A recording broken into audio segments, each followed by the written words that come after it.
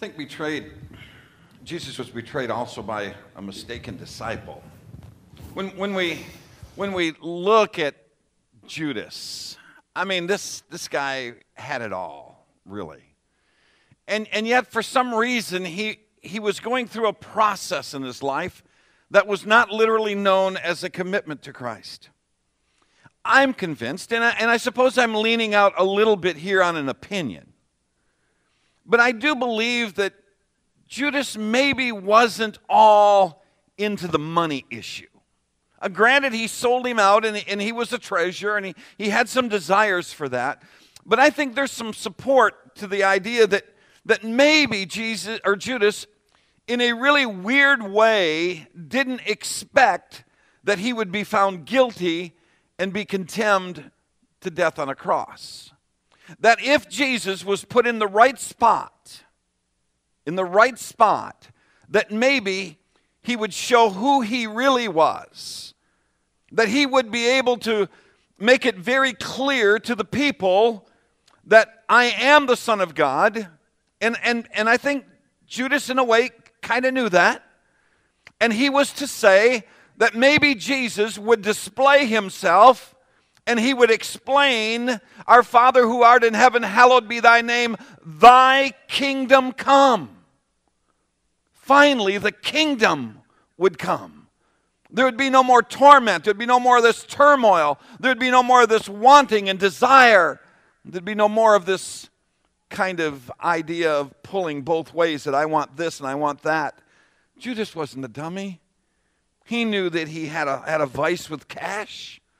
He loved it. There's no doubt about that. But he also felt like maybe, just maybe, he could kind of prove to him, God, can't you display yourself? I think one of the things that he failed to do was he failed to realize that God is God and what? We aren't. And sometimes we try to be God. We try to call the plays for God. And we can't do that. God, if you don't hurry up, I'm going to have to take it in my own hands and do this. And then we really screw it up.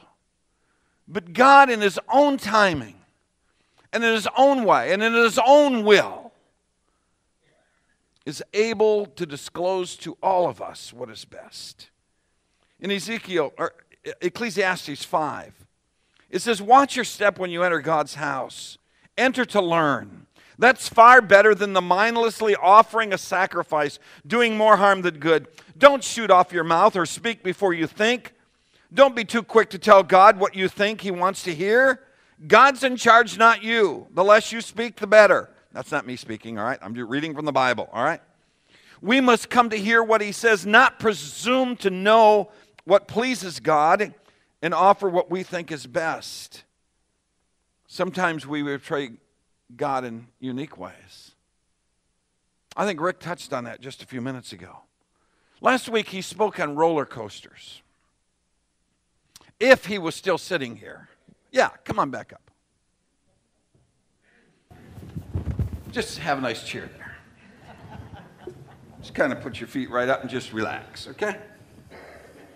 How are we doing? Doing all right. Doing all right. How close a friend am I? Very close, I hope. Now, how far back do you think I can take this chair? Now, you don't believe I would drop this, do you? I don't believe so. Now, what are we saying? Are we saying that you believe? I trust you. Are you lying to these people a little bit? Maybe just a little. You see, even my good friend here, even when he's wandering on my turf this morning, That's right. all right, has a little bit of that worry. Aren't we like that? And Judas was saying full bore here. He's saying full bore, I want your kingdom to come. But I want with all of my heart to understand the way of God.